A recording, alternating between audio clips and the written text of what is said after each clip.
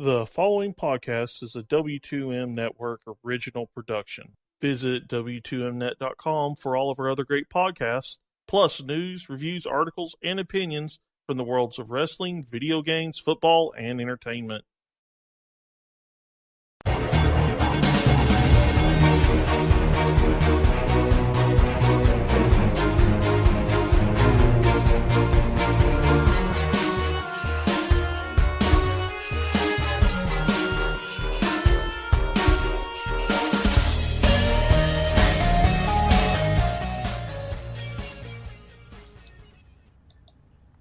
Hello and welcome to Video Games to the Max. Yes, this is still happening. And I am your host, Sean Garmer, and here with me as always, Mr. Marc Morrison. Howdy. Well, it's been this was not supposed to happen at all, but I had some really unexpected big thing happen to me that kind of just absolutely just distracted me. For this entire like month, and then also keep falling asleep and other things that usually happen while we get delayed. I don't want to say anything because there's still the whole having to show up on the plane part that has to happen. So I don't want to definitively say something, and then this time next week, I'm depressed as hell. So, let's just leave it at a very good thing happen, and we'll see if it comes to fruition at that point. But this is episode 195 of Video Games to the Max, and we, of course, are the official W2Net.com podcast talking about video games, and we're in partnership with Last Word on Life and FormMania.com as well. And we're going to do something a little bit different this time because, yes, Mark has been playing Red Dead Redemption, so we'll talk about that. Mark also has a review that will get posted probably by the time you're listening to this of Assassin's Creed Odyssey. So we'll talk about that. And I've been playing My Hero 1 Justice game, but we'll talk about that at the end because there's so much stuff that has happened the last like 3 or 4 days that it's probably a lot more interesting than most people. Plus, Red Dead and Assassin's Creed are such big games that you're either playing them or you're not, and if we start talking about them now, it's going to be like maybe in 30, 45 minutes of us talking about those two games, and people might like not care so much. So let's start with the news, and we'll get to the games afterwards. But first of all, it's those first few days of the month, so you know what's coming. PlayStation Plus technically doesn't come for another couple of days when they do the update, but you get a big game, which Mark has reviewed and talked about on here previously. I'm excited to finally get to play this. I have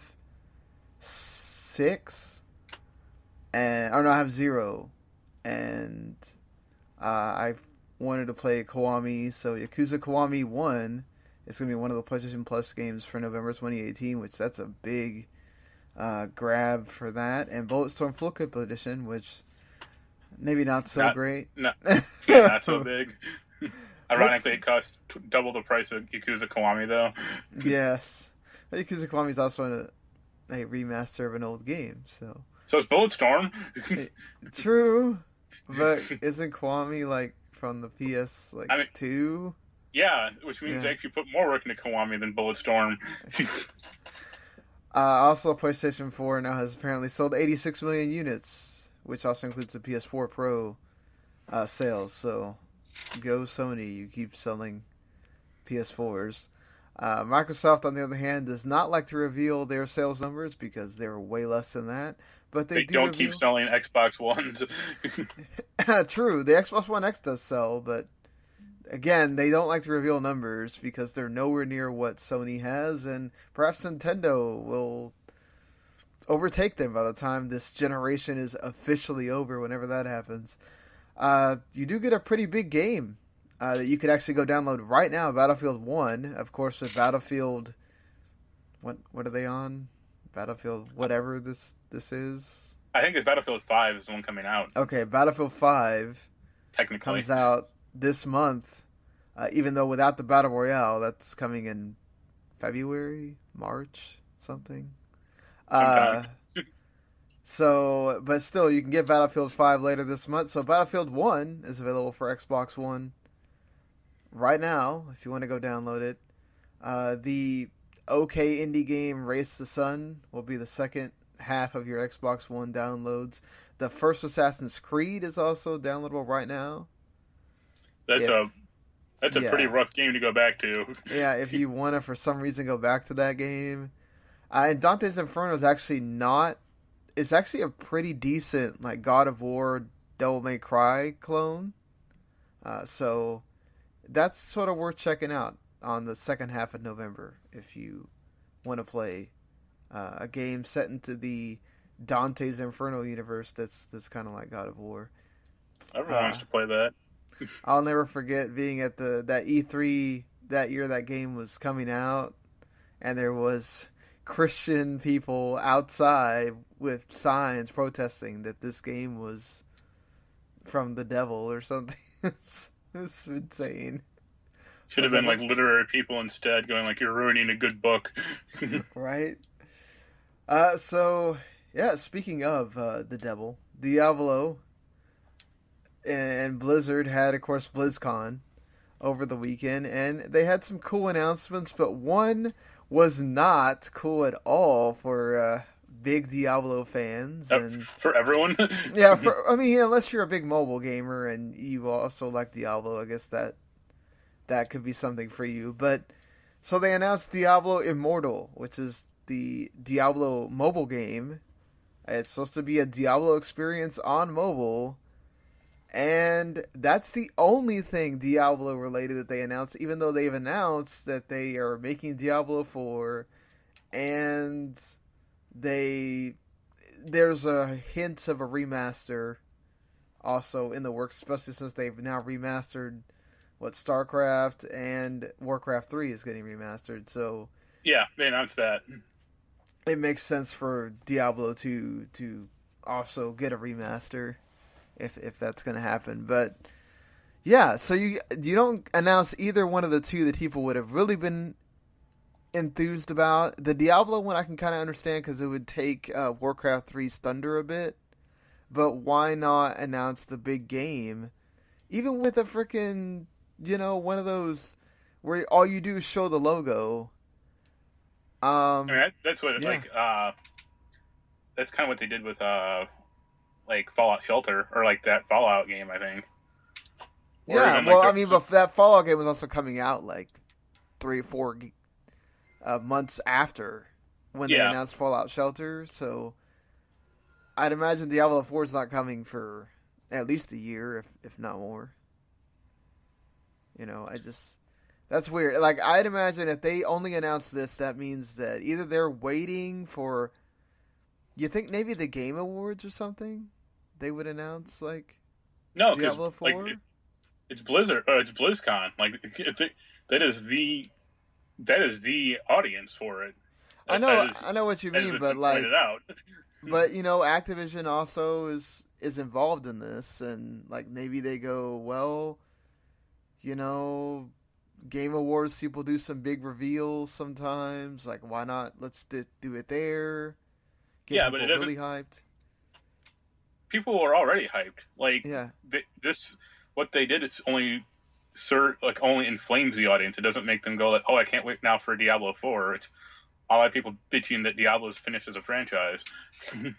I love the fact that, like, when the guy goes and asks, like, hey, is this a late, early April Fool's joke or something? And well, you should say what they did. They announced basically Diablo Immortal, a mobile-only Diablo game. Well, yeah, I mean, I said that earlier, but it's like, I mean, they show a cinematic trailer. I watched the cinematic trailer. I haven't watched the gameplay trailer, so I'd imagine gameplay it's just trailer looks Diablo. Pretty bad. I mean, yeah.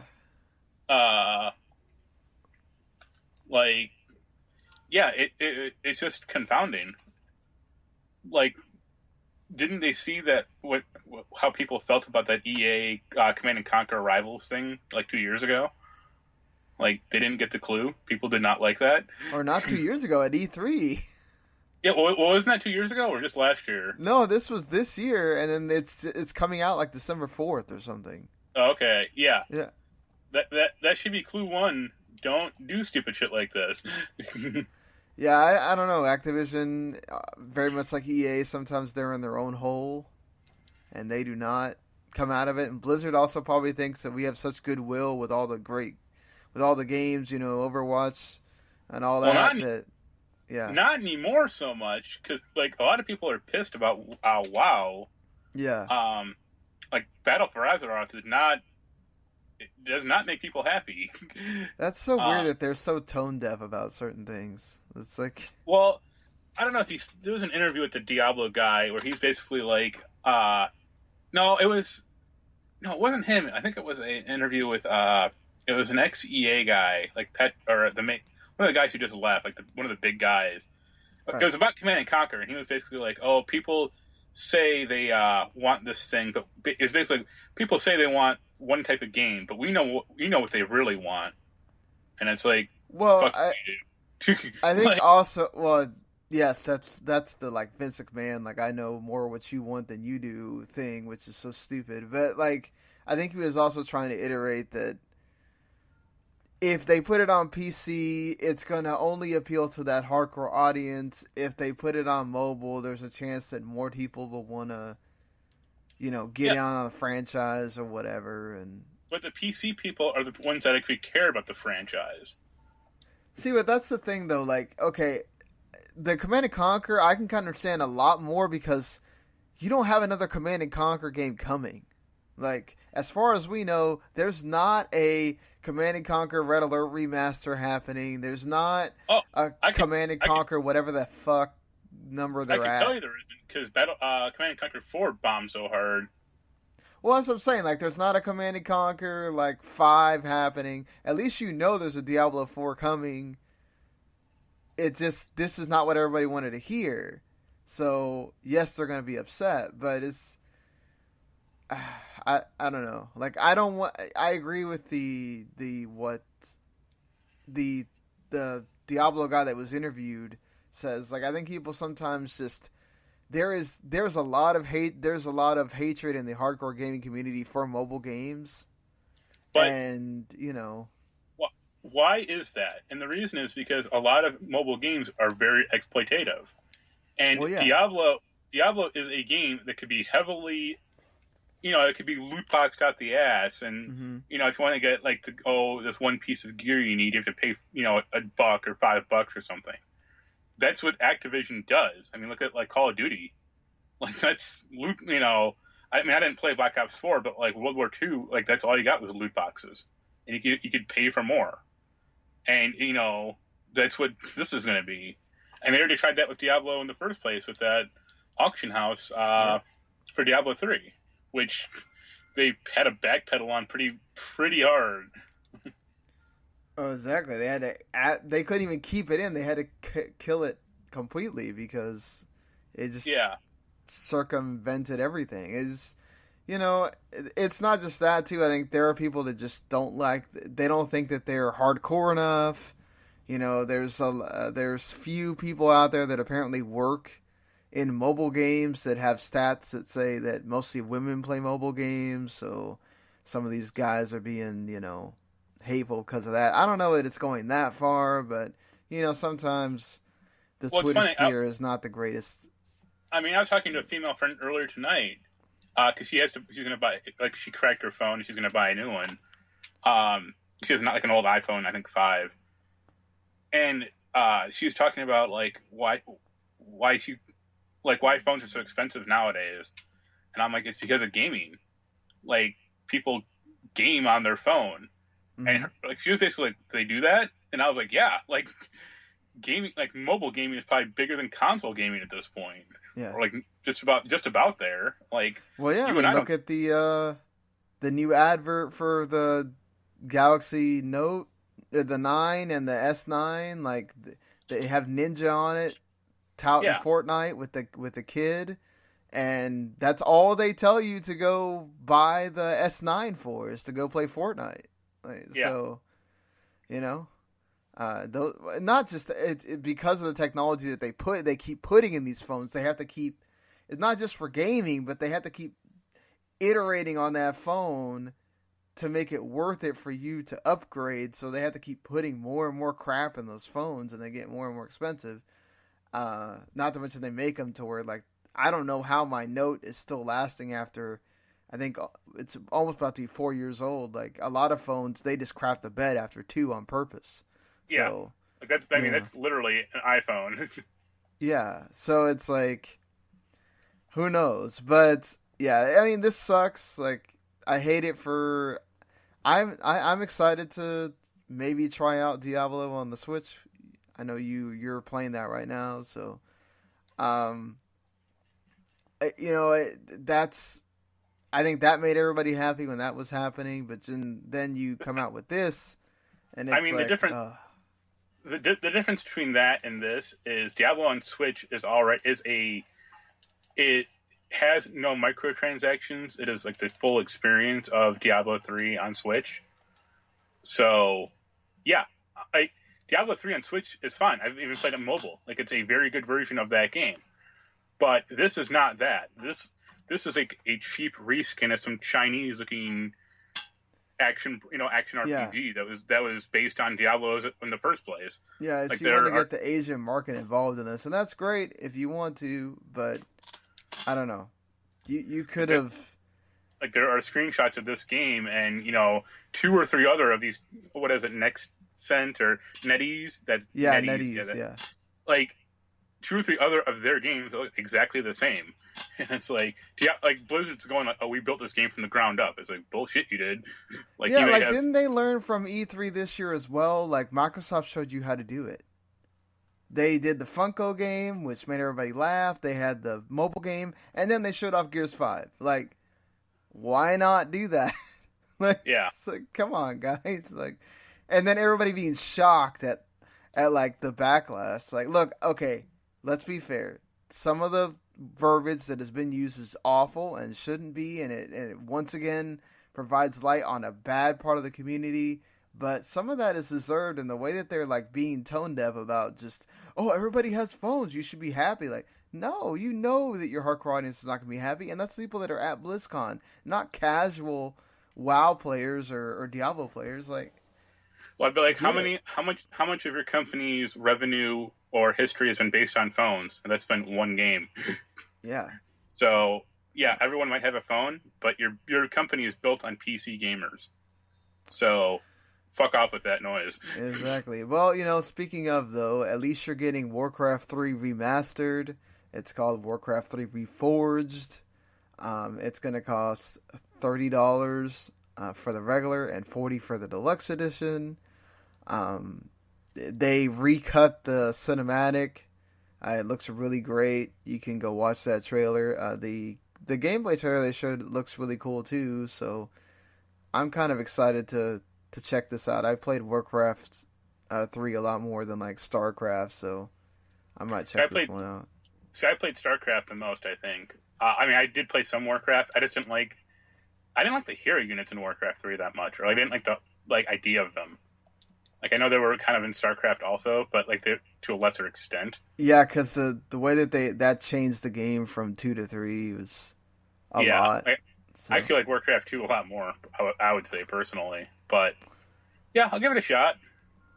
Like, it's cool they're doing this, so I'm fine with it. Like, this is like their last game they can do this with too, because they got nothing else. They're not gonna unless they, because like even if they do Diablo 2, like, is other than getting to go through that story again or for the first time for some people, like, what are you really gonna get out of it though? Well, also I think one reason also people were pissed about Diablo is they literally said, we have multiple Diablo, games in development or whatever. Mm-hmm. And it's like, okay, why didn't you show any of those off? Like, why, you showed off this one, and that was it. Yeah, again, you could have just done the teaser thing, done like a 10-second cinematic, and done the logo for Diablo 4, and you would have had the day. Like, yeah. I don't know. Sometimes, I don't know, Activision might have just been like, nope, and whatever. But we'll see. We'll see what happens further on down. Like I said, we still have the Game Awards where they do reveals and stuff like that, and maybe they were saving it for that. But Smash Ultimate is coming, also around that time, December 7th. And they had one final direct for Smash a few days ago. And they revealed quite a lot on it. They revealed the last two main game fighters, which we kind of knew Ken as an Echo Fighter was almost like a done deal. Like, if you're doing Echo Fighters, why wouldn't you do Ken? Which I think it's cool that they made some changes to him. Like, they added his, like, different kicks and the Hadouken and all that stuff. That's cool. I love the fact that Incineroar is in here, because I always feel like in these games having a wrestler character is always neat. So, yeah, Incineroar, but everyone, go ahead. Everyone's just gonna, like, it's kind of like the problem with, like, E Honda or like Balrog in Street Fighter. Like, you just pick a projectile character and, like, waste to him. Yeah, it's true. That gives Zangief some issues for that. But yeah, it's still, they did say that there's DLC. They're going to start. I mean, I don't know if this means that's it, because they did release, I think it wound up being like, what, 6 or 7 with the original, with the Wii they released one? they released a bunch of characters.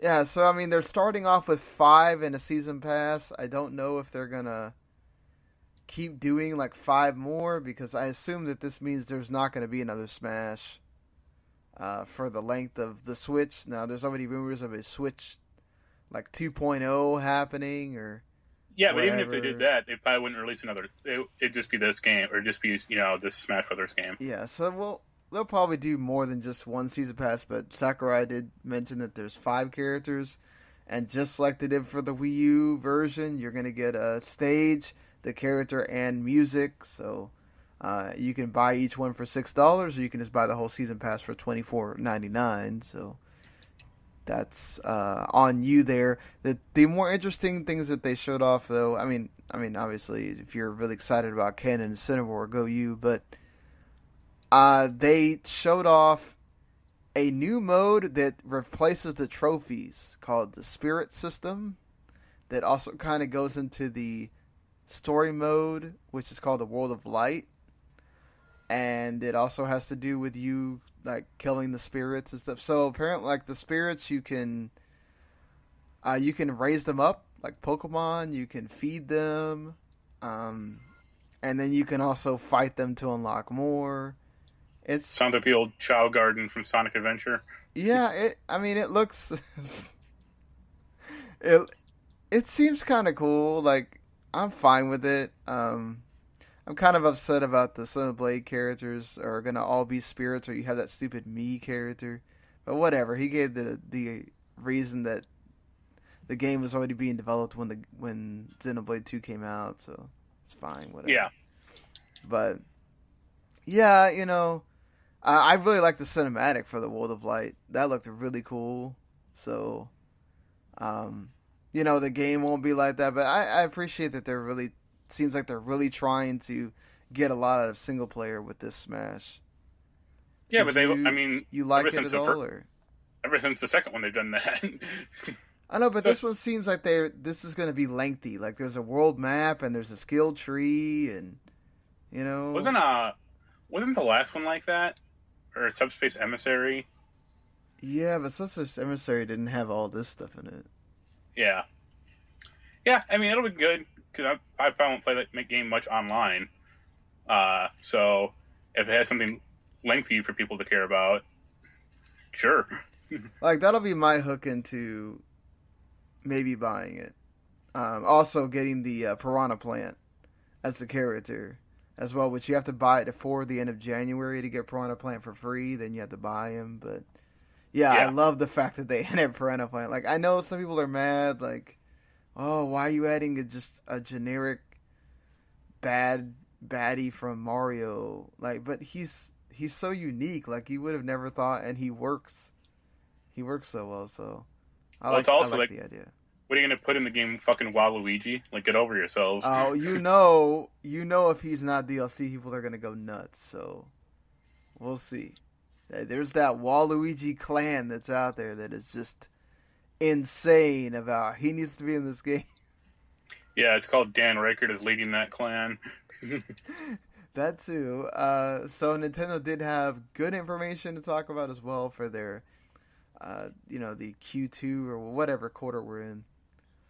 For the financials, 10 million units of NES and SNES classics have been sold at this point, which that's a pretty damn good number, and that will keep selling during the holiday season. 50 million amiibo have been sold. That will keep selling while they make all these new amiibo, which, the Piranha Plant one, I'm almost, tempted to buy it. Nintendo's also apparently sold nearly 23 million Switches, which has doubled the amount of Wii U sales, and has also eclipsed the total number of GameCube sales.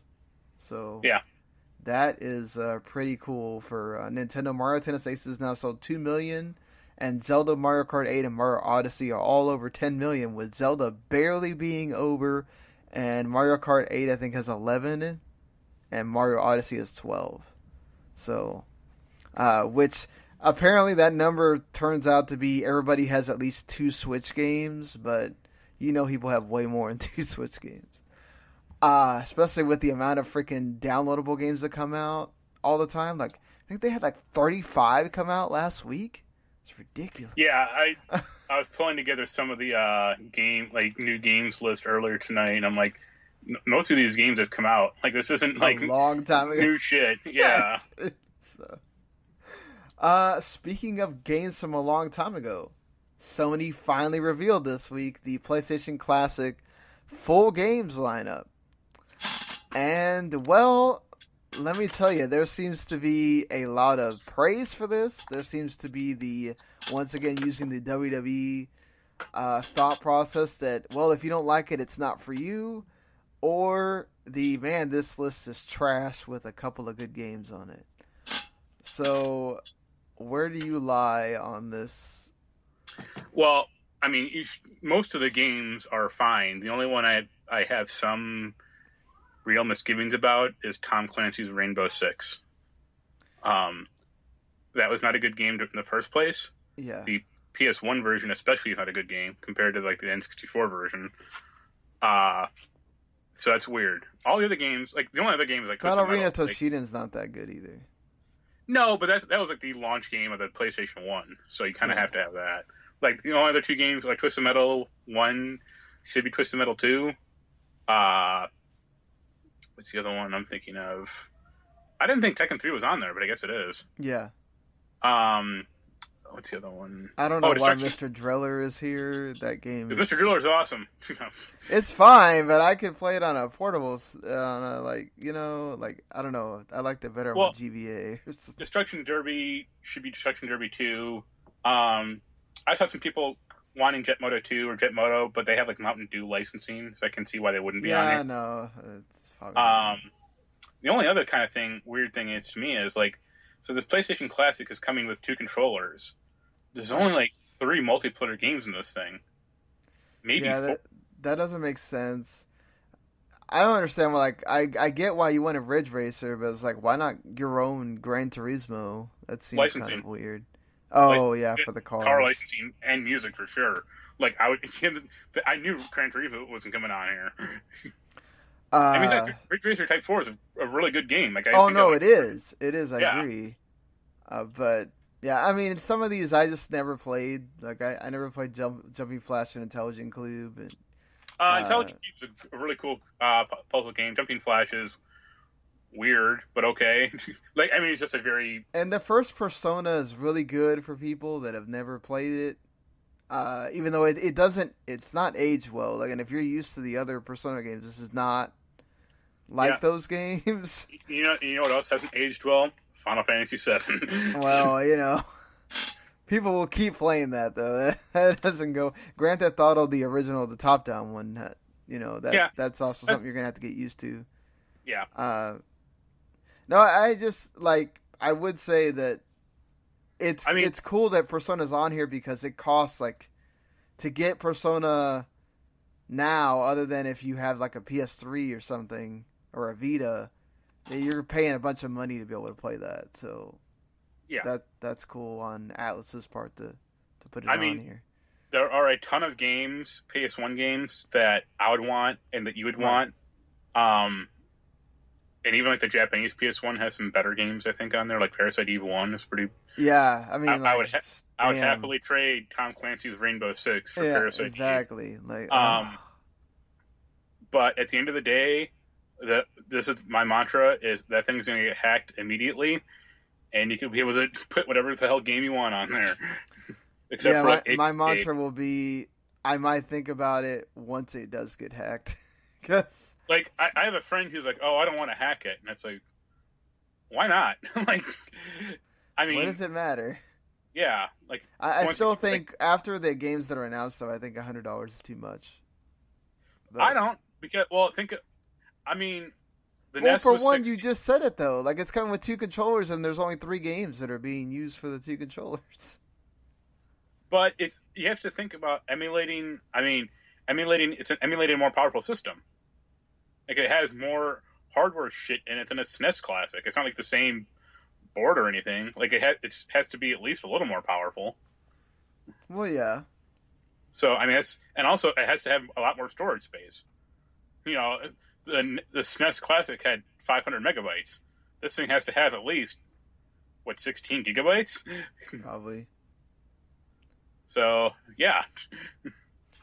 Yeah, I mean, we'll see if it gets hacked, how long it takes to get hacked, and what games people are able to put on there. I'm sure, all the hits that everybody wants. Honestly, I think what hurts it the most is, well, for one, like, why not Wipeout on here? That remaster came out long enough ago that... Music licensing and Red Bull licensing. Oh, that too, yeah. Yeah, I mean, it's like licensing, remasters. I mean, like, Activision's nowhere to be seen here, and they chose obviously not to put Spyro and Crash on here.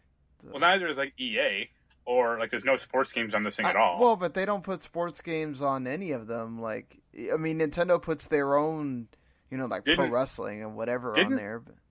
Didn't the NES Classic have Tech Mobile? Tech Mobile's different though. That's old enough to where. Like, the NFL, they already license out their legends anyway, so it's not, like, that big a deal. Yeah. I mean, Tecmo Bowl just has no names, so that's why. Yeah, there's no name. Oh, no, it does. It has, like, Bo Jackson and, like, some players. But, like...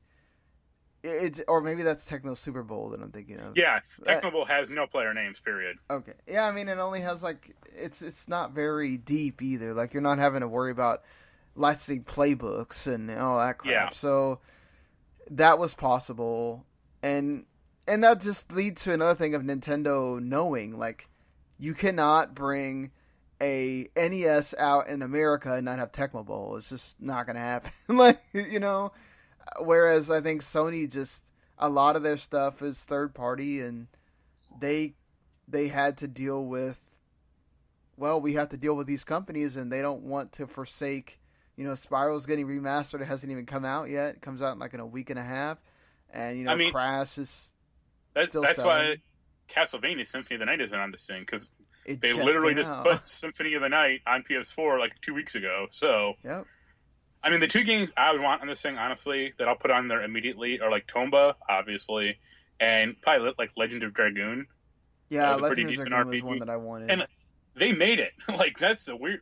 The thing with Legend of Dragoon is like that's at least a 3 or 4 disc game. So that might be like they might be like hitting like a storage limit with Final Fantasy. Yeah, because you already have 7. That's a 3 disc game. Yeah. Is Persona a multiple disc game or just 1? I think 2. Okay. 2 discs. Yeah. The one licensed game that should honestly put on here is Pepsi Man. And I think a lot of people were complaining about why no Resident Evil 2. Well, it's getting a remake in January, so yeah. I mean, at least you're getting number 1, and it's such a good version too. So yeah, you get that takes away the tank controls, right? The director's no, cut? no. It's the director's cut just has like a little more violence in it, I think.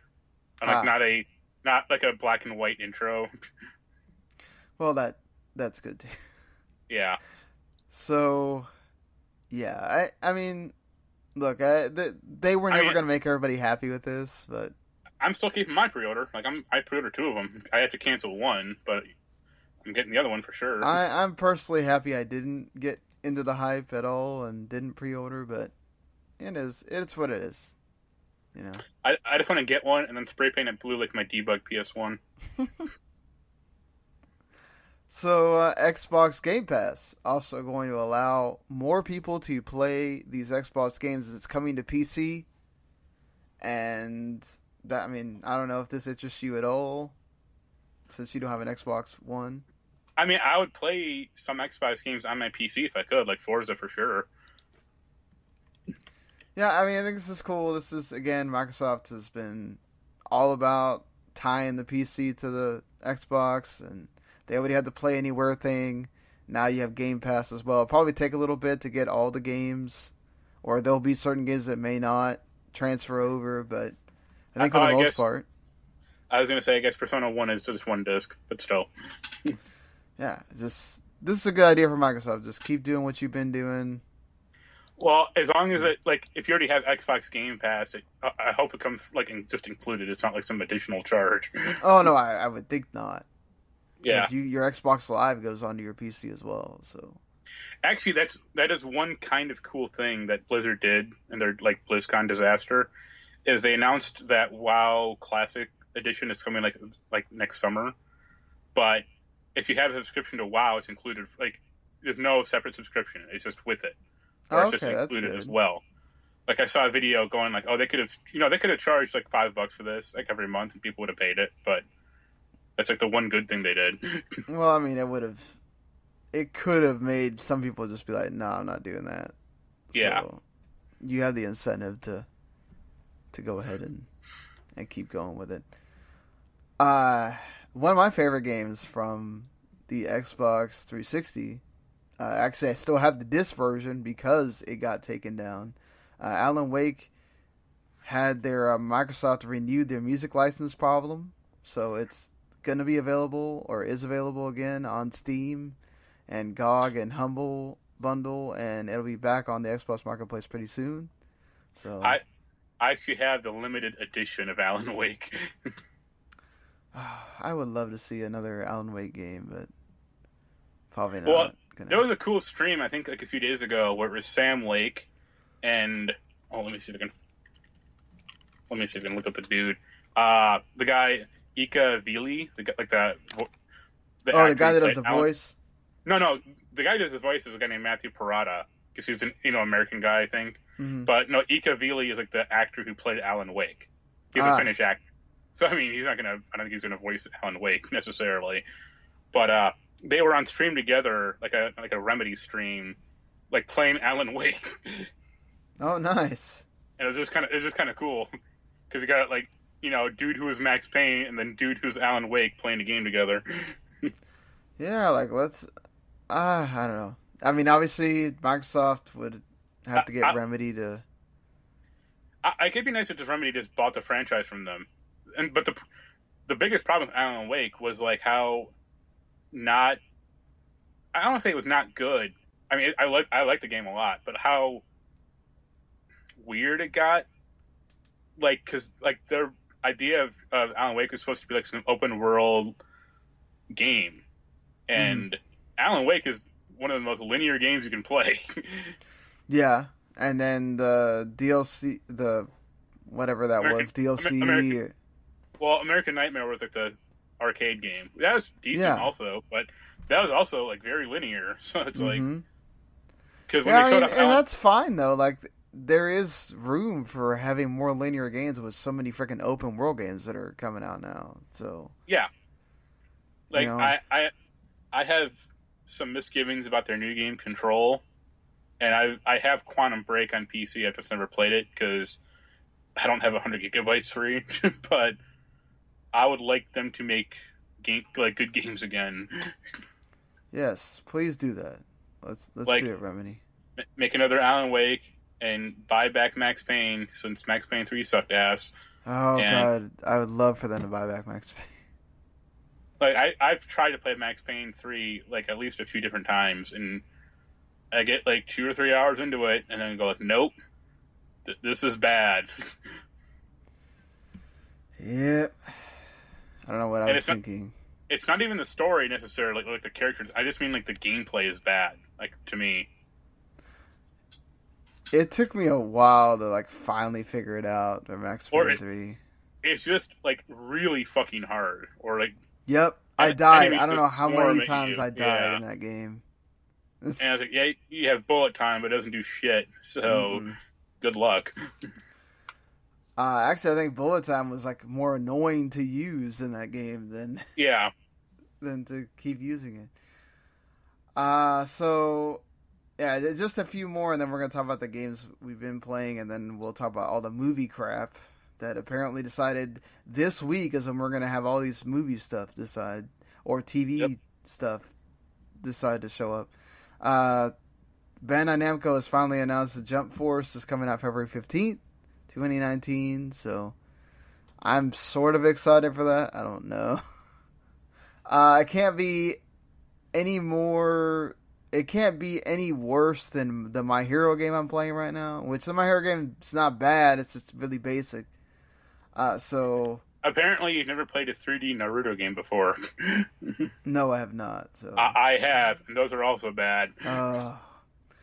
And well, speaking of bad, or maybe it winds up being good, who knows, Team Sonic Racing has been delayed until May 21st, 2019. And of course Sega issued the normal statement of, well, we need to try to make this better, and I mean, yeah, I think it'll be fine. Like those other Sonic games, they're not like the greatest kart racers. I mean, that's probably still Mario Kart or Crash Team Racing. I still like the snowboarding or the like boarding one is fine too. Like Sonic Racing and Sonic Transform were perfectly fine. Yeah. I'm sure it'll be fine, but there's people that were really kind of looking forward to this, and now they got to wait more. Yeah.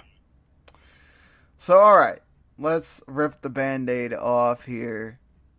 Let's talk about Tetris Effect. Let's go. Well, you want to go ahead and get Tetris Effect out of the way? Yeah, it's great. Fuck God of War and Spider-Man. Tetris Effect is my game of the year based on a demo. There you go. It has Space Whale in it. What more do you want? So, is there anything special about this? Well, there's like a little story mode. It's only 3 stages. It's really basic. There's like a marathon mode that can get hard when it gets like really fast. But the like special thing is like mystery mode, where they add in like a bunch of like random effects going on like as you play, and it's effects like the screen will suddenly like do a 180 and you have to play like upside down, or they'll be adding bombs to the playfield that you have to defuse or else like blow up and like your Tetris board gets all fucked up looking. And some are positive, like they can kind of like clear the board away from me, like clear the board out or slow the game down. But I've yet to beat the mode, and it pisses me off. Well, there's a lot going on there. I can totally understand why. Well, it's like a marathon. It's like a marathon. You have to clear 150 lines, and like the most I've gotten to is like 130, 135, and then that's got to be really annoying.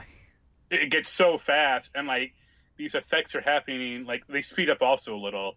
So they're happening like every like 5 or 10 seconds, and it's like I can't play an inverted board full of bombs, and the pieces are dropping instantly. And it's so like, you think? Does it feel like unfair? No, it feels like it. I've had some good runs, just not like fully. But Tetris is never like quote unquote fair, I guess. Well, that's what I meant. Like, is it something that you felt like they should fix? Or can they fix before the game comes out? I think there is like an endless mode, so I think it might be like if you die, it just resets or just like clears the board away from you, and you can just keep going. I haven't done that though. But yeah, it's difficult. I have a video of like me doing a run. I got to like 120 lines, and then it just goes like whoa. So what is distance that you have on? Distance is like the story mode, I think. You just have to it's only 3 stages from that, but it's like going through 3 different like settings or like songs. There's one song in the game that's really good. So like when the soundtrack comes out, I really want to get that song. And yeah, it's a really great game, or so far at least from what I played from the demo that's out still now. I mean, the game's out next week, so. You want to talk about Odyssey first, or you want to talk about Red Dead first? I can talk about Odyssey better. Yeah, it's a better version of Origin, which I didn't like that much. It's a lot of the same systems. They've improved the combat slightly to make it less dumb. You play as either a man or a woman in Greece, ancient Greece. The story's better because there's actually a story, which is nice. Odyssey, so is it Odyssey. Better to play? I've heard a lot of people say it's better to play as Cassandra.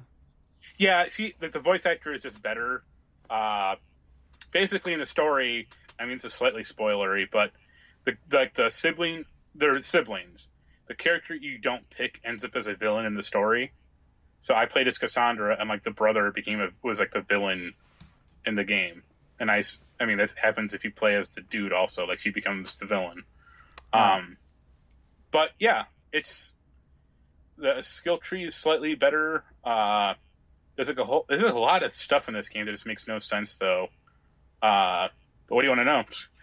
Well, yeah, I mean, so you're saying like what doesn't make sense? Like I know that the map seems very bloated. Yeah, that's the second biggest problem. Is the map is so enormous, and there's no need for it to be that big. Like, I like the old Assassin's Creed games because they were like 30-hour games, give or take. Like, this and Origins, which have the same damn problem. They are too big for their own good, and they turn into like 70-hour long games, if not longer. Mm-hmm. Like, I actually honestly didn't do nearly as much stuff as I did in this as I did in this game than in Origin, and I still have a playtime of like 75 hours. Goodness. And it's like, it's just way too big. Like, you don't need to zoom the map out like 3 or 4 different times to get the whole thing. And it got to a point where like you had to there's a map marker like across the ocean or like across the map, and I don't even know where it is. Like, I have to like orient my character like northwest, and then just keep zooming the map out and hope I can see the icon. Wow, that's yeah. Like, they brought back naval combat. It's very boring and rote. Like, they didn't add anything to it except like you can get flaming arrows now, but that's so the one in Black Flag is still better than. Yeah, for sure. They added like this weird crew mechanic where you can basically like stun an enemy and recruit them to your boat as like a lieutenant. Yeah. But there's only 4 slots, and why would you ever recruit like a very shitty guard that has no skills? Like, you want to recruit good people for your boat. Right. You don't need to recruit 800 people. You just need to recruit 4 people. You know, why am I going to care about this like random, doofus archer that's like a blue guy that has like 1 skill? And it's also hard to recruit some people. They don't tell you that you need the Spartan kick, like that, 300 kick thing to actually like stun enemies. Like, I had to learn that from a YouTube video when I was like, okay, how do I not injure these guys to death?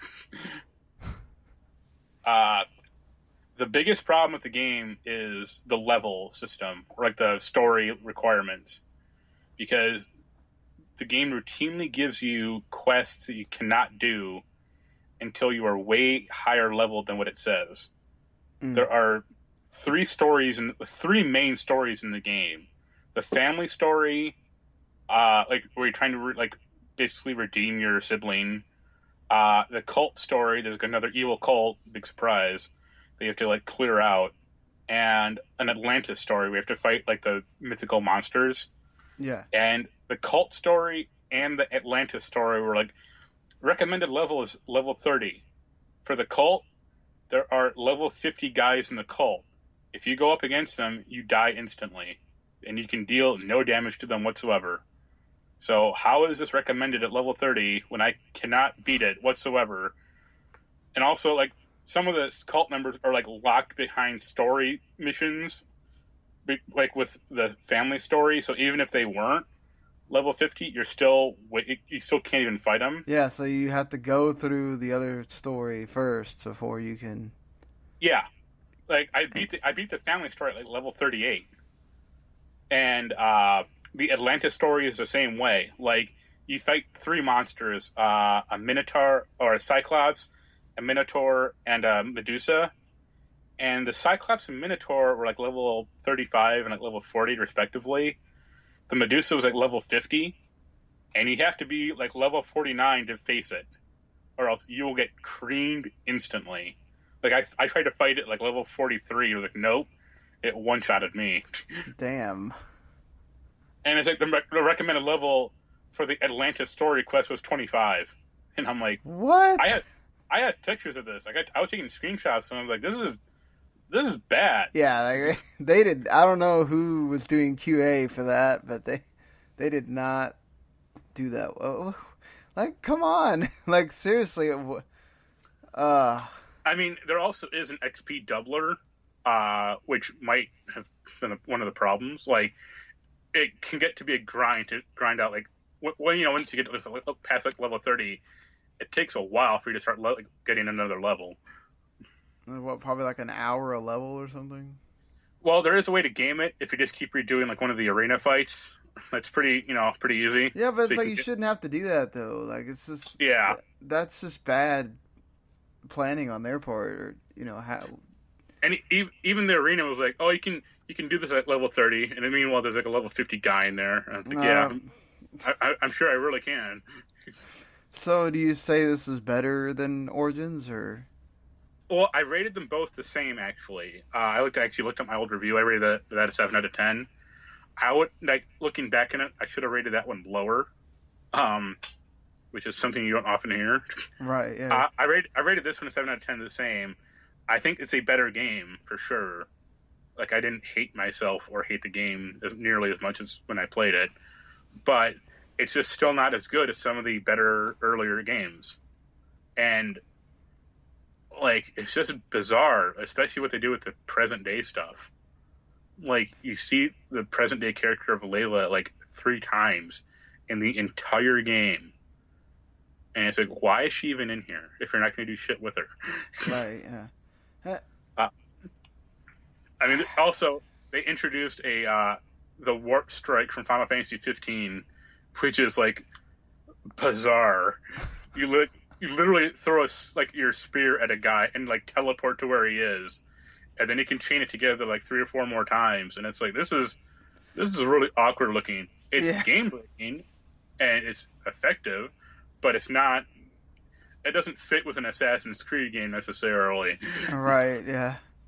It's like, we're trying to make this easier for you to get through battles, but we're also breaking the game at the same time. Hopefully they take some time off and rethink this whole, like, it doesn't have to be an open world RPG, but it seems like they're stuck with that's what they want to do. Yeah, the RPG element is just so weird. Like, I don't know why. I mean, the one benefit to this game is, like, you actually have gear now. Like, you have like a chest piece, and like you equip like gloves and like pants or whatever. So that's nice, because Origins did not have that. You just had outfits that didn't do shit. So like this one actually, like, oh, if you put on these gloves, you now can deal 20% more damage or something. So that's good, but I still miss the fact that, like, I missed the hidden blade that you can one-shot kill anyone. Like, if you're good, like, I miss the idea of stealthing into a base and, like, one-hit killing guards. I can clear the base by myself if I don't get captured or seen. Right. Like, they just remove stealth in this game. Yeah, like, that's Assassin's Creed. Yeah. And it's like, I don't care if they're 5 or 50 levels above me. Like, I should still be able to do this. I think they're just so hardcore into, like, let's try to get everybody in to be able to play Assassin's Creed now. I think they're really diluting it too. Like, this does not feel.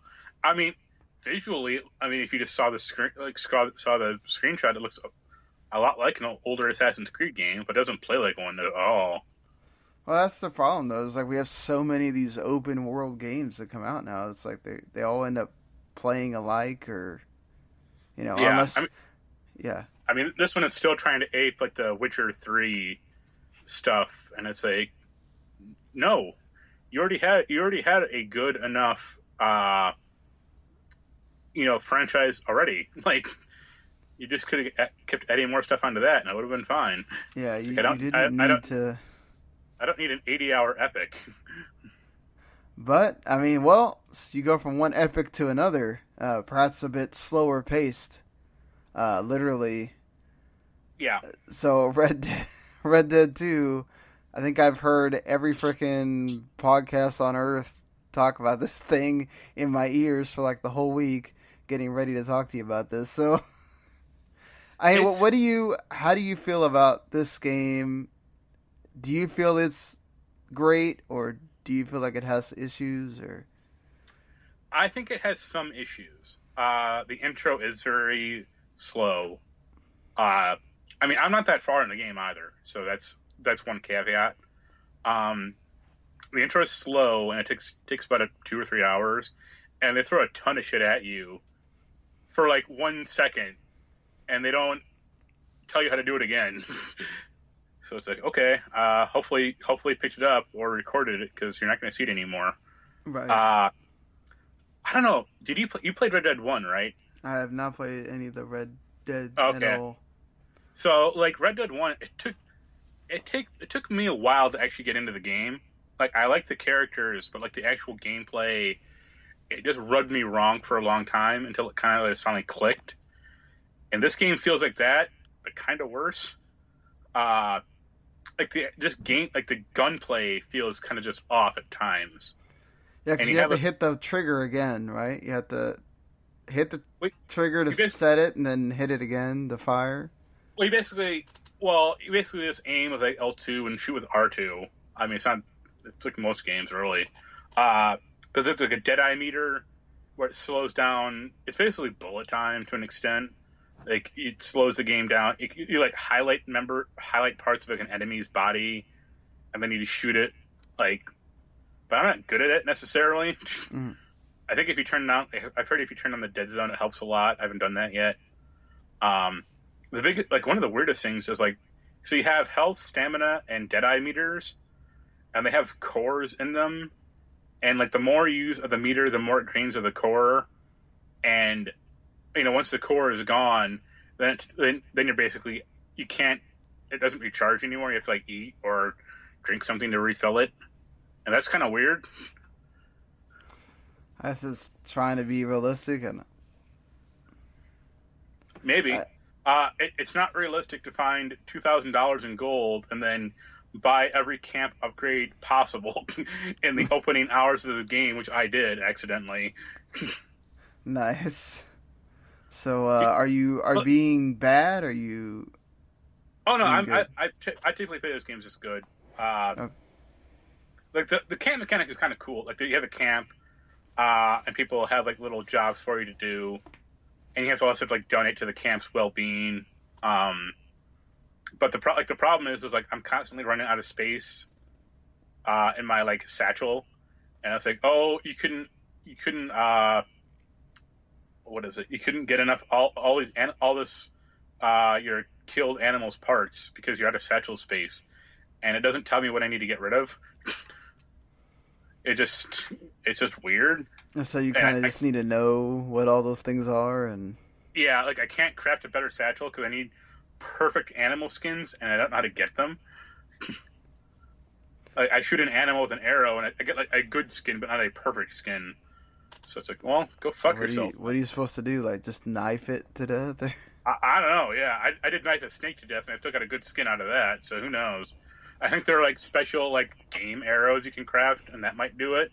Yeah, the game has a ton of systems, and just like happening all at the same time. It's really overwhelming, actually. So are you okay with the whole, like, it's kind of slow paced and? You don't get fast travel for a while, and well, I did because I beat the camp. Yeah. I got $2,000, so I was fine. I bought literally every camp upgrade that is available to me right now. I think that's it too, because I don't see any more space for that thing. So yeah, I don't mind I don't mind the lack of fast travel. What I do mind is your horse is very finicky about bumping into shit, and it will throw you off constantly. You'd think that they would know that, that the horse is not just going to run into crap.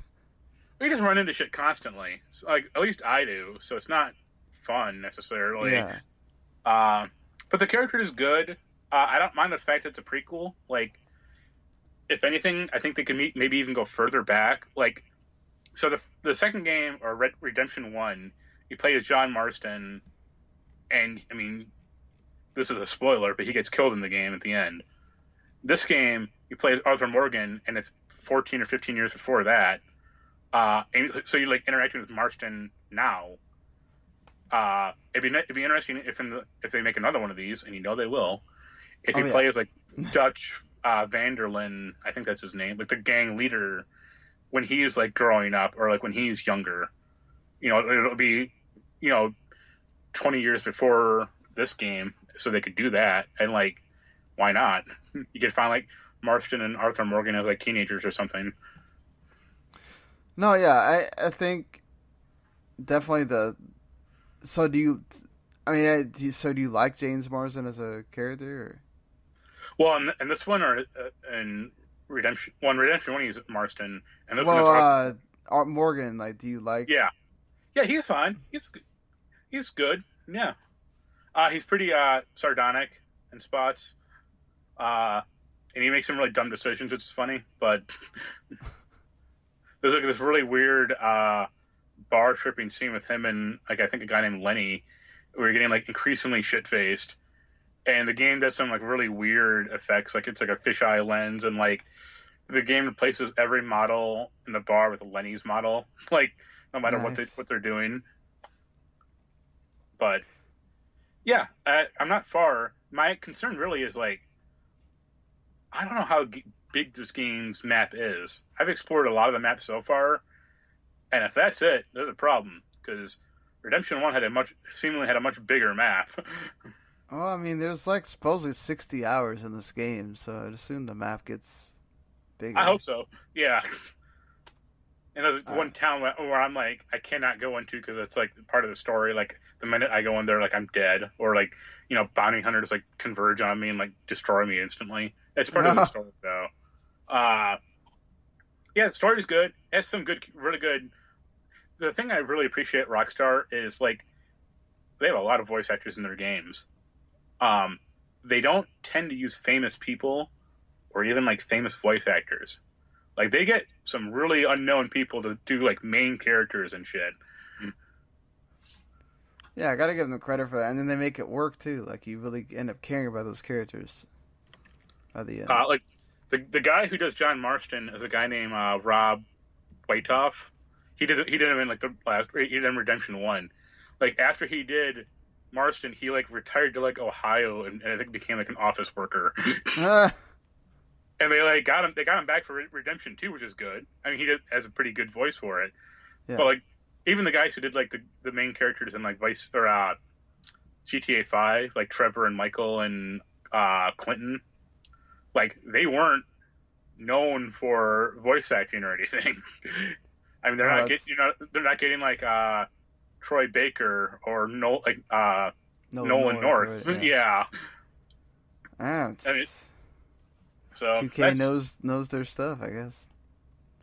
Well, that's all Rockstar. Yeah, Rockstar is yeah, they know what they're doing with all this. So the game made enough money, I guess. Yeah, especially with the biggest entertainment weekend ever for anything in history. $725 million in copies in 3 days. That's just until Tetris Effect comes out, and then it demolishes that record. Oh yeah, exactly. Well, let's be honest. There's also I don't know how many special editions that don't even come with the game itself. They cost a pretty penny, so that helps This is not just buying $60 worth of the games here. Yeah. Which these other entertainment things can't really do. I mean, you can upcharge on the 3D of a movie or whatever, but like these are expensive ass things. There's no $140 ticket for Avengers 2. Yeah, exactly. So that helps us a lot, but still, it's a cool number. It's a cool thing for Rockstar to be able to say, or to be able to post here. I'm sure they'll sell more records, and I'm sure they'll post every freaking time that they break a record. So we'll probably talk about more of these, but now they need to make Bully 2 finally. Oh, that'd be cool if they ever did. I'm not really kidding. I really want Bully 2. Like, Redemption 2 is fun to play, but between the two, I would happily take more Bully. Well, I think there was a Rockstar person who was just like, I'm glad we're not making a GTA 6 right now. So yeah. So I'm playing My Heroes One's Justice, which also came out on the 26th, just like Red Dead, which, this is to a certain part of the audience is going to care about this because, everybody else is playing Red Dead right now. So, my issue with this is twofold. It's a basic fighting game. So it's not you're not going to run anything special about this if you're a fighting game, aficionado or whatever. You have your specials. You have your power moves, and they all look cool, and they did a great job of making, Deku and each one of the characters look awesome. As a person that's a big fan of the anime, I'm happy to see all of them here represented, and a lot of the villains represented as well, and that's cool. But I think my problem more is with the story mode. Like, they really could have done something else. They could have done a side story. They could have done something like. I get it that a lot of fighting games do this, especially the anime ones, where they go through parts of the anime, and that's fine. Like, I ran into the same problem with Berserk, with the Dynasty Warriors type game that they came out with last year, that was basically you ran through the entire freaking anime. And, listen, it's cool, but Season 3 just freaking ended. And I don't need to go through the anime again. Little by little, every freaking portion of it. Like, literally every portion. It's just kind of... It's cool to see that. Like, it's cool to see that animated, and it's not even animated. It's not even, like, in engine. It's just comic book cutscenes of some of the moments, and then you go into the fight, and then you can't lose the fight, so you just keep fighting until you beat the person. Most of the time you're going to win, and then most of the time also you're going to get S rank, so the whole extra percent that you get for getting S rank, it shows your story percentage and it shows your S rank percentage, and it's not that hard to get S rank on almost anything. So yeah, it's just, this is a cool, like, first ever My Hero fighting game, but I don't know. I don't know that it's worth $60 though. So you should buy look at your own risk. You should look up. It's on Giant Bomb because they did a quick look of it. When it came out, the Dragon Ball Evolution fighting game for PSP. Oh, it's hysterical. It's like the same. Like, what? Is it really similar?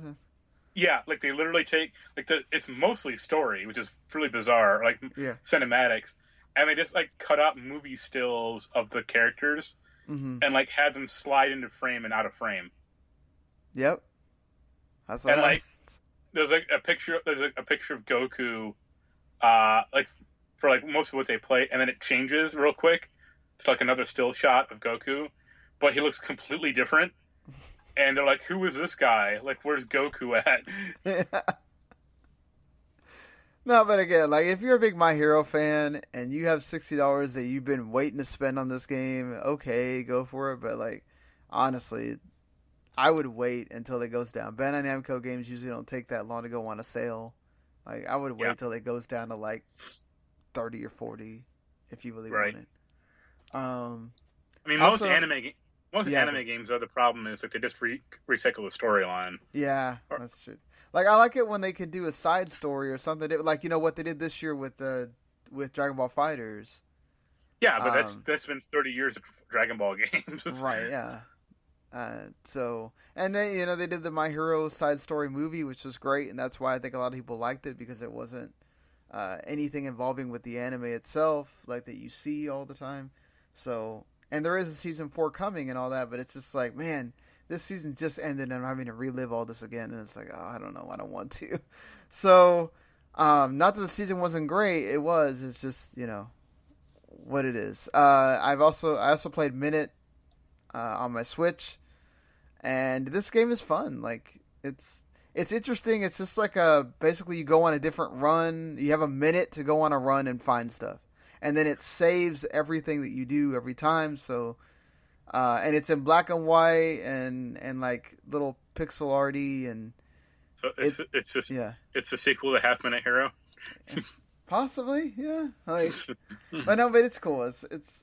It's neat. Like, I think if you're doing like an indie game of the year kind of thing, it should definitely be up there in your voting or whatever you're doing. It's a neat game, especially on Switch, where you can just play 5 or 10 runs, be done with it, and turn it off and play something else.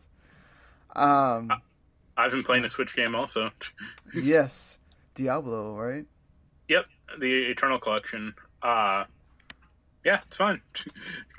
It's Diablo, but on Switch. So it is Well, with being one person, you don't have to worry about the screen getting too cluttered, right? So no, it actually has. I haven't tried it because it sounds like a nightmare. But you can play with like one controller each, like if you had like a friend or something. But that game is cluttered enough on one controller or two. One full screen. set of controllers. Yeah. It's not even the screen; it's just the controller itself. Like, there are a lot of buttons in that game. Like, I couldn't imagine how playing with one controller, I imagine, is just going to be a pain. Yeah. Yeah. I mean, it looks fine. It plays well. I killed Diablo and sitting on the pot, which is nice. Yeah. That's my review log line also. It has all the DLC so far, or that they've had in the game. Right. The only two criticisms I would have, and they're not really apt or really great, are it would be nice if there was like a system or like a vendor or something to help speed up the game a little, like for materials and stuff, or like kind of some of the weird shit you can get in the game.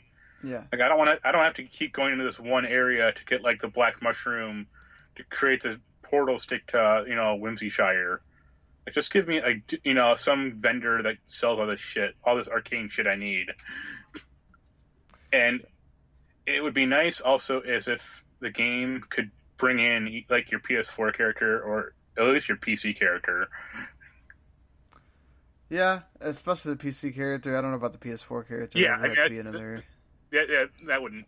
I mean, it'd be nice, but that wouldn't happen. But yeah, it wouldn't be that hard. I wouldn't think. Like, no, you have a Blizzard. I have a BattleNet account, so why not? Right. Also, the amiibo stuff sucks ass in the game. So what do they do? Anything? You like put it on, and one of them wouldn't work real well. It was that like cereal box amiibo I have from the Mario thing.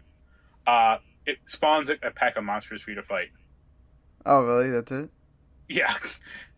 And it's not like you're getting anything cool from it. Like, yeah, it's just a very basic fight. I wonder what the Loot Goblin amiibo is going to do. I imagine it'll spawn a Loot Goblin. I mean, yeah. That's actually more useful than most of this. Like, I've done it like once or twice, and also like at least the Loot Goblin looks cool though. Yeah, you can only do it once every 24 hours, or I think 22 hours. Oh God. I mean, the whole thing just seems dumb. Like, why? Yeah. Why would you need that though? Like, why would you need it to spawn a bunch of monsters for you to fight? Like, isn't there enough monsters in the game already? Well, it doesn't. I mean, yeah, it'd be nice if like they spawned in like if you put in a Mario amiibo on it, you spawn like a Mario to fight or something. I can understand why they didn't go that far, but spawning in like cool loot or like a flag or something would be nice. Like it doesn't have to be like super. Well, you get like Ganondorf or whatever, right?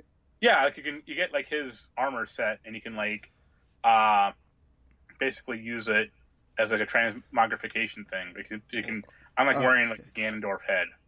Well, like they could have, done it like you had the Mario's Fireball or something like that. I don't know. I mean, I guess the problem with that really would be like, what are you going to do for like the Cloud amiibo or like the Ryu amiibo? Like, there are a bunch of third-party amiibos out there. His Hadouken. Yeah, but they're not going to license like the Hadouken or the Omni Slash, I don't think. Yeah, probably not.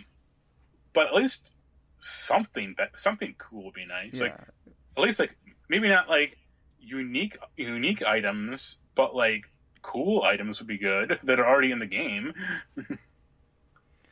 But that's my biggest complaint, honestly. Like, it runs really well, even on like, I've actually been playing a lot of it handheld, and the character looks a little blurry, but everything else in the game looks fine, and there's no slowdown or anything. That's awesome. So, yeah, I give him a lot of props for that. Like, I mean, just imagine like it came out 6 years ago, but still, like, it's a very demanding looking game. Right.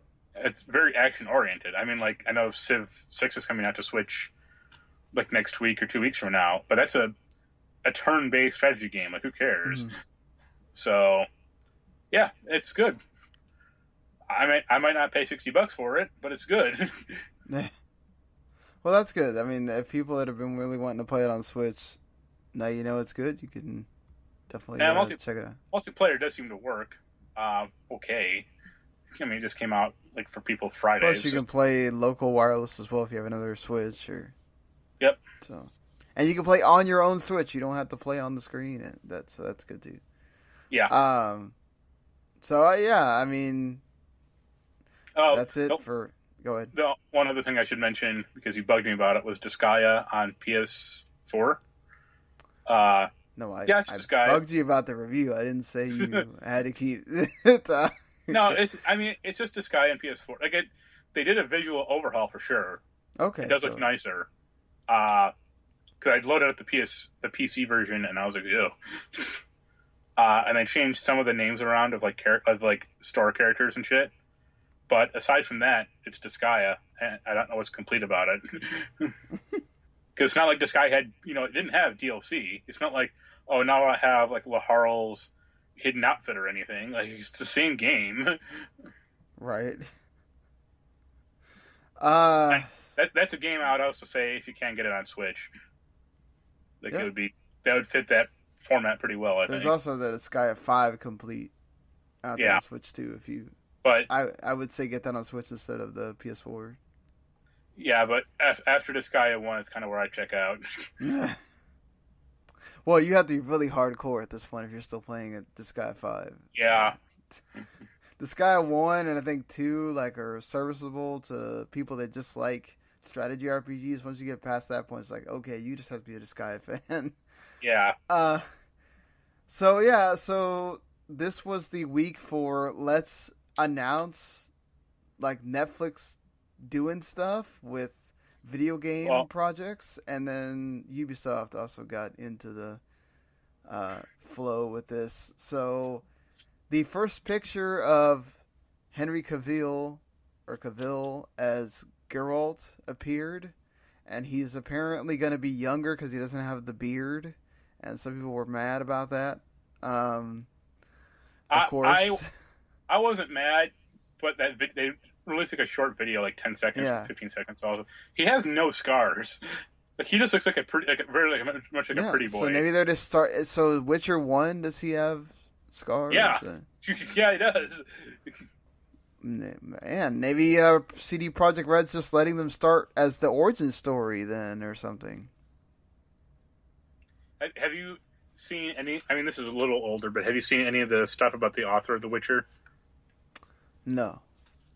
So he is pissed about CD Projekt Red because he had his contract. It's a guy named Andrzej Sapkowski. He's a Polish author. Mm-hmm. Like when they bought out The Witcher rights for video games, they basically said, "We'll either give you a lump sum of like $9,500 and like whatever Polish money that is, or a percentage of the games, like of the profit of the games."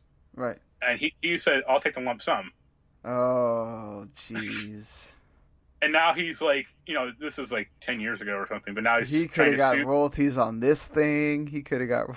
Oh, well, man. He is like a consultant for the Netflix thing, so I imagine he's getting royalties out of that. Oh, okay. But yeah, like he's now trying to sue CD Projekt Red, like for unpaid royalties, like it's like $100 million or something, and CD Projekt Red is basically like, fuck off, like dude, you signed a contract. I guess there is like some weird Polish loophole that like copyright owners can claim like some type of unpaid royalty, somewhat. But like, this wasn't like they were trying to trick him. They gave him a choice.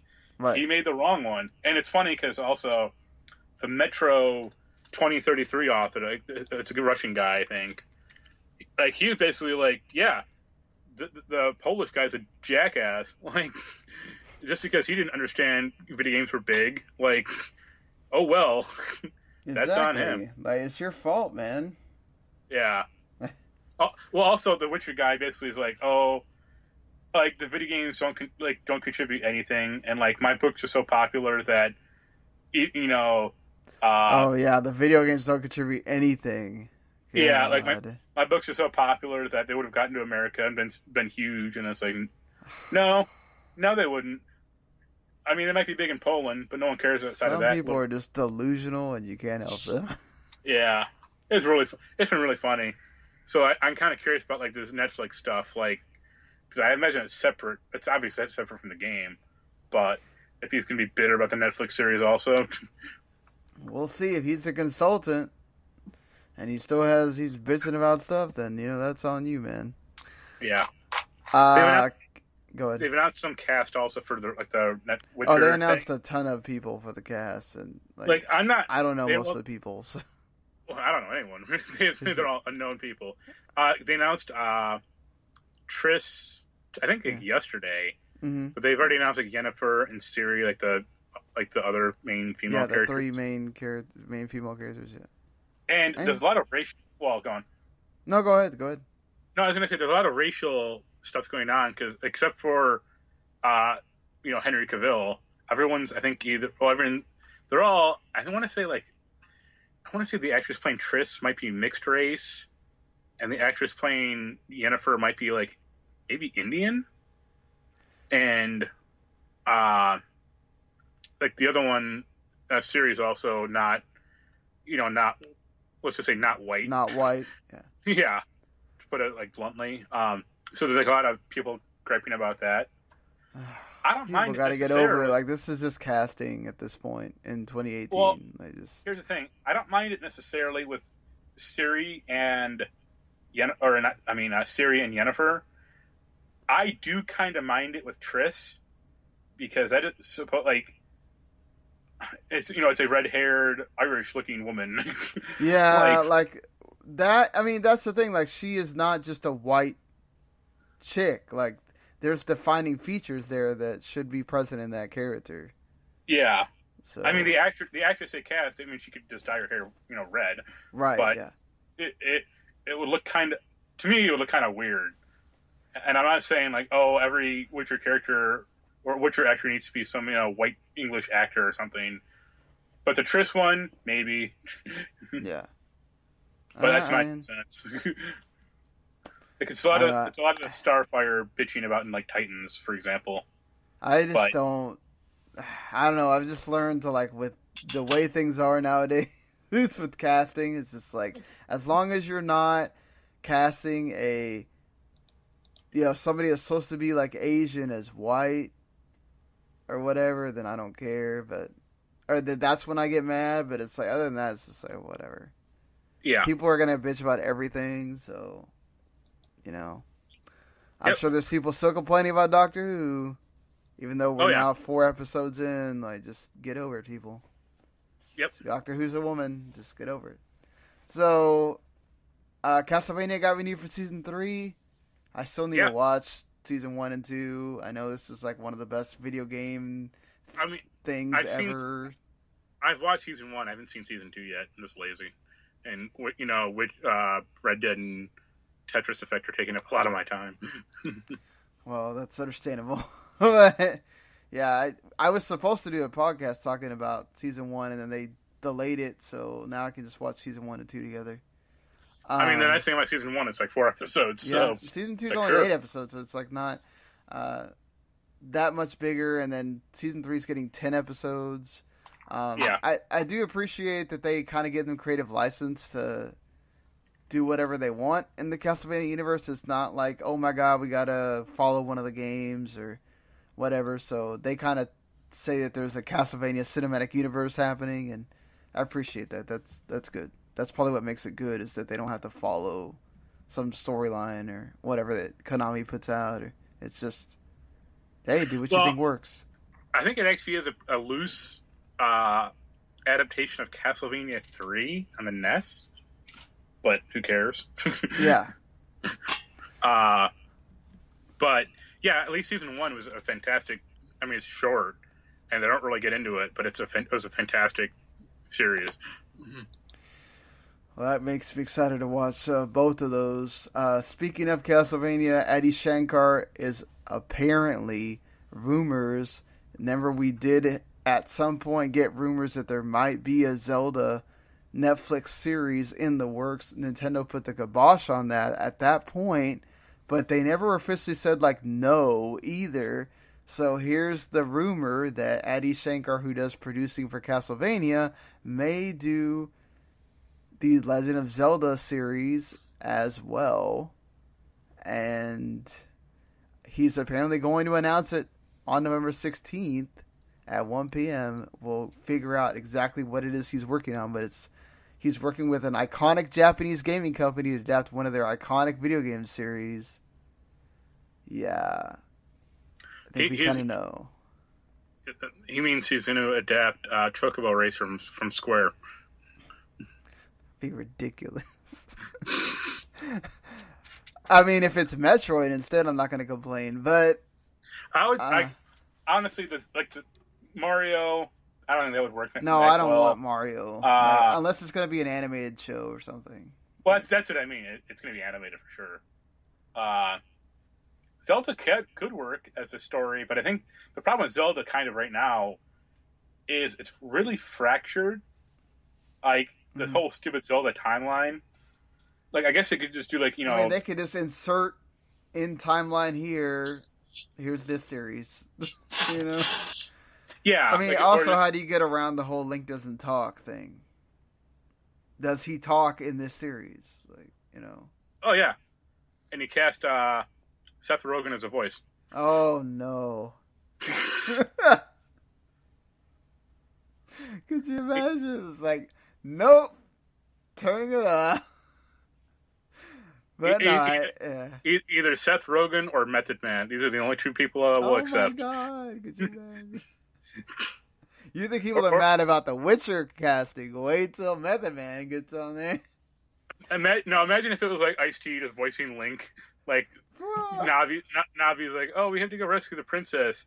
And Ice-T is just like, fuck them hoes. And it'd be the best show ever. You know what? I would watch it, like, for what episode Ice-T is doing that. No, but seriously. I think Zelda can work, and Link has talked before in the cartoons. Right. Yeah. I mean, they made a fucking bad. They made like a literal Legend of Zelda cartoon before in the 80s. Yeah. So. Yep. And the CDI games were awful. Yeah. I mean, but the one I would want is actually probably Metroid. Yeah, me too. Because it'd be very atmospheric, very violent, and I think it'd be cool. Like, I'd love to see Ridley Scott do Metroid, and Brie Larson says she wants to do it, like she wants to do Samus, so I'd be down with that. Yeah. I'm trying to think. What's the franchise with Oleander? Oh god. Oh, damn it. And the little colorful, like, why can't I? That name is almost like going. But no, like, I think it could work. The whole idea of like trying to make it into the Nintendo's like Game of Thrones, I don't know about that. That idea that was being thrown around at one point, but with what they do with Castlevania, if they could adapt that to Zelda, I'm down. Like he knows what he's doing. So yeah. Whenever you find that here, yeah, I'm trying. Believe me. So apparently, there's Pikmin. also That's it. Pikmin. Yeah, that could work, maybe. I'm kind of kidding about that. I just couldn't remember the fucking guy's name. It could be work as like an animated show or something. Yeah, or a CG. Oh, not Olimar. That's it. Olimar. Yep. I know he's in Smash Brothers, and yeah, it's been people like Pikmin. So, Child of Light is apparently getting a TV show. It comes from that Ubisoft studio where they let the women can, the Women's Film and Television Fellowship that Ubisoft has. Apparently the lady that's doing this, which should have had her name already. I didn't even know about this. So yeah, so like the person that's doing the Child of Light, like she really wanted to do Child of Light. And, she loves video games, and so, like, she refers to Child of Light as like a playable fairy tale with a strong female heroine, which that's true. That's basically what that game is. It's Tasha Hu or Hua? Yeah, Tasha. Yeah, Hu. Sure. And, the person that's doing the Werewolves Within movie apparently didn't want to do Werewolves Within at first, but something in the game made her feel like Werewolves Within would be a good movie. The game was not that good, but whatever. What about a Rayman show? That's all I want. Rayman could work as an animated show. I would love to see that. But see, I would like Rayman to be funny. Rayman would work if he just kind of bungles his way through. And then, the female princess has to save everyone in every episode, or save the day. Well, they'd have just the Ravage show up or something. Yeah. And then the last thing here that we're going to talk about, because this is something that appeals to both of us here, as we're both big fans of the original series. For Showtime, Penny Dreadful is getting a sequel that's starting production in 2019. This one is set in Los Angeles, and it's going to use Mexican American folklore, particularly the Santa Muerte deity. So that'll be interesting how they do this, of course, with the Dia de los Muertos, all that stuff revolving around there. Prepare to see the Chupacabra show up. Yeah, that they're going to have the Chupacabra, which that's the big monster. Like, so if you're going to have monsters, you have to have that. I don't know what other Mexican American or Mexican monster that they're gonna pull from there, but Alberto Del Rio. Oh my god! No, please. I don't like. I hope that there's no rumors of him being casted at all or anything. Like, I may not watch the show if he's on. So how do you? I mean. We both really like the original series. It seems like it's going to have no connection to the London series at all, but that's kind of where I don't like that necessarily. The London show ended really badly. Mm-hmm. It was very abrupt. I mean, the show got low ratings, so that's kind of what sped it along. If it got like Walking Dead numbers, and I think it was going up against Walking Dead, so that's why it kind of failed. But if it was getting huge ratings, it would have lasted 7 years or whatever. But the show ended very badly. A lot of characters, endings is kind of like went nowhere. Like, why did they introduce? Like, why did they introduce like Dr. Jekyll or Dr. Jekyll when they didn't do shit with him? And a lot of characters were also like immortal. Lily. I can't remember what happened to them. Gray. I can't remember what happened to John Clare. I think he might have. I don't know if he died or if he went back to his family. I just can't remember what happened to him. It's been a while. But even like Ethan might be immortal. Who knows? I mean, so I wouldn't say, bring back every character or every, immortal character necessarily, but it'd be nice if like Lily popped up in this for sure. Like Billie Piper, I think was really good in that role, and like seeing her like 1930s or 40s, LA would be interesting because it'd give her some like more room to stretch out her like acting legs. But aside from that, I mean, sure, I'll give it a shot. I mean, I don't think it'll have necessarily the like heritage impact it might have for you, or like. Well, I think it's also like the London characters are like well-known characters from literature. Like we knew who those characters are before you even. Yeah, I mean, they were like in the horror monsters essentially. Right. So I'm not. I mean, I don't know a lot of Mexican folklore, so yeah, I don't know how many. I mean, and I get the idea, like between Coco and Book of the Dead, Book of Life, and all that. I mean, like that's kind of popular now. It's sort of like become a thing. So I get that they're trying to capitalize on that, and it's going to be set in 1938. So, but it's I don't know. They're really going to have to do a lot with this to see to make us connect with it, like we did with those characters that, like their backstories. But it's more like how are they going to act in the show, whereas a lot of these, whatever they're going to come up with for this, we don't know anything about them. I mean, honestly, I could see that like the first year might be introduction of like the Mexican characters or like the fantasy Mexican characters, and then the next year be like introducing like World War II. Maybe.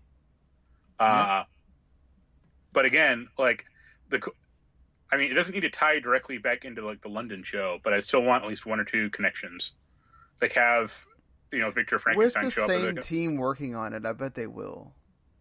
Or like have Victor Frankenstein show up as like an old man or like an older actor or older guy. That could be cool. Yeah, like who knows? We'll see. I mean, I'll give it a shot. I'm just happy they're making this. Yeah, I hope it gets better ratings than the old one. We'll see. This is a bit of a different audience, so between this and Halo, I have things to watch on Showtime. Now that they canceled, I'm dying up here, so. You still got Shameless to watch. Well, that's like seasons of shit to watch. It's only season 9. Yeah, I mean, I'm sure it's gonna go away with some of the characters leaving already. So. No, I actually don't think it will. You don't? No. Cool. Like Emmy Rossum is leaving next, like the end of the season, and I think one of the Cameron kids is leaving too. Yeah. Well, Cameron Moynihan just left like 2 episodes ago, or in the. But the weird thing is like, I mean, it's based on a British show. The British characters left like way quicker than the American characters did. Like, Emmy Rossum's her character's name's Fiona. Like the Fiona of the UK show left like 2 seasons in. Oh wow! And like by the end of like the 9th season, all the kids were gone except for the only main character left was like the dad. And like I think like one other like town female character named Karen who was gone. She's already gone in the US show, so they're not going to bring her back. Right. But yeah, like it's. I could see them running the show for at least 2 or 3 more years, maybe they want to. It still gets good ratings too. I think it's like their highest rated show. So I think. I mean, I don't think they're going to outright cancel unless just people just don't care. But I know they're. Well, it's like until like people stop watching it, then they'll cancel it, like they did like Masters of Sex and Penny Dreadful. But yeah. It's crazy to think like Showtime at one point had like a slew of really good shows, and they kind of just stopped caring about that. What network I feel a lot about that is USA. Yeah, USA did that too. Yeah, like they had their whole like Blue Sky initiative, and they had like Suits and Psych and White Collar, Covert Affairs. Yeah, and now they have Suits, which is awful now. and that I don't know why that's still going on. Like, it should have ended. It should have ended like 4 years ago, but that's and all. Then they I have. think the one with the lady drug lord, I think, is like the one that I can sort of tolerate. Yeah. Yeah. But they got like nothing left at this point, except for all they show now is like, well, now they have more sports and. Well, they have like Mr. Robot. That's about it. Oh yeah, Mr. Robot. Yeah. Well, 2 anime things really quick. Andy Muschietti. What? Go ahead. I said I can't wait. Andy Muschietti for some reason feels the need to make a live action and Attack on Titan movie, and Warner Bros. Has signed on for it.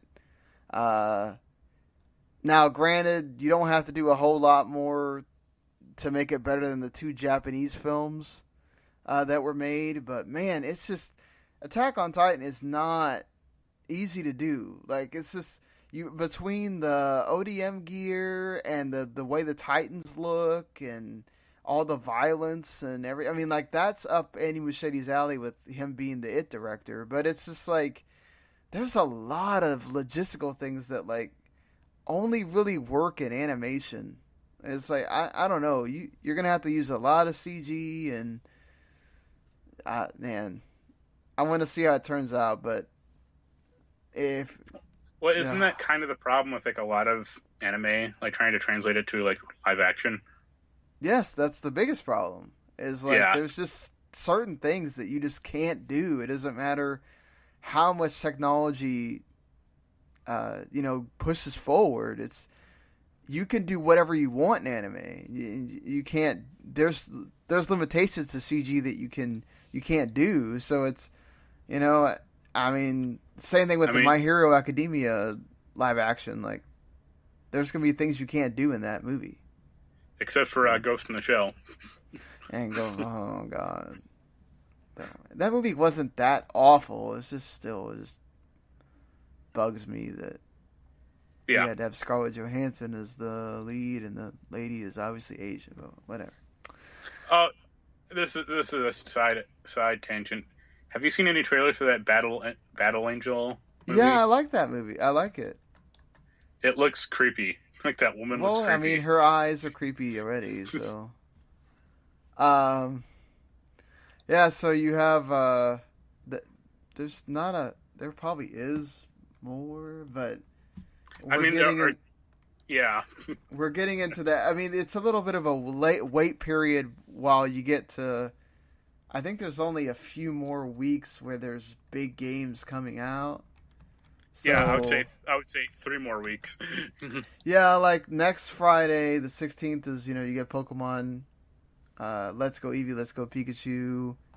You get Just Cause 4 coming at the end of. Yeah, you got Hitman and Spyro on like the 13th. Yeah, Hitman and Spyro. Which Hitman, I think, is November 9th, right? Hitman November 13th. That's 13th. Like okay. And you also get Fallout 76 on the 14th. Oh, well, people do not seem pleased about that game. That beta is bombing like nobody. And I love how it's just Bethesda's like, oh, well, how our games just have bugs. So this has bugs too. Well, it's not just the bugs necessarily. It's just a lack of content. Or, people like Fallout for the story. Like, they like interacting with characters. They don't want to just interact with a screen that says, "Oh, go collect 20 body parts" or whatever. Carnival Games is coming to Switch, so woo! If you like that on the Wii, you play. Why is there all these like indie game brawl games coming out? Like, who came up with the idea that this is something that we need to have? But okay, another one, Brawlhalla with Rayman and like, okay. And a new Leisure Suit Larry? Nope. It's coming out? Nope. Like, okay. There's a new Walking Dead game as well. Yeah, I'm sure that'll be a real winner. Yeah, I don't know why we're doing this. But yeah, so just this is kind of a slow week. You do get the I guess you call it remaster of World of Final Fantasy. That's going on Switch, PS4, and Xbox One. I like to think of it as the director's cut. Oh yeah, the director's cut with like extra characters and all that stuff that they're adding. Hopefully, better voice acting. I don't know what that's gonna get fixed. No. Grip, Combat Racing, Arc Extinction, and yeah, Moonlighter's finally coming to Switch, which that's a good game. Is Arc Extinction heading to Switch or Arc PS4? Extinction is PS4, PC, and Xbox One. Well, I know it's been okay. It's just coming to PS4 then, because that's been out on PC for years now, and it came out for Xbox I think like last year, and it sucked there, like performance wise. So yeah, I guess we'll see how well it runs on PS4. And of course, Tetris Effect on November 9th, which Mark is can't wait. Game of the year. Super excited about. So it's like Puyo Puyo Tetris last year. Now you get Tetris Effect. So all right, compare the two. Exactly. Yeah, you can. Puyo Puyo is still one of the best Switch games out there. So, well, we went a lot shorter than I thought we were going to. That's what helps when you only do 1 week of worth of news. Imagine we'd done like the whole month worth of crap that we missed. We've been here for 4 hours, so that's what I was trying to avoid. And hopefully you enjoyed what you heard. We'll probably have to do this either Friday or I don't know what's going to happen, because I might have someone that's here and makes it difficult for me to do podcasts since she's also in the same room and we'll be trying to sleep. But as opposed to the past month. The past month whatever. So but we'll hopefully you enjoyed it enough to go hit a subscribe button, Video Games to the Max, or you can subscribe to the whole W2 network and get everything we do there. And also, go hit up W2net.com for those game reviews, and visit Last Word on Live 401 Mania as well, even though they don't need as much pub. And we'll be back by Friday at the latest, or if not, I don't know. We're gonna have to figure out something how we're gonna do this. Maybe like during the day, where I can just tell her to hey, go downstairs and watch the show while I do this or something. So, but we'll see what happens. But until next time, enjoy your games, everybody. We'll see you later. Later.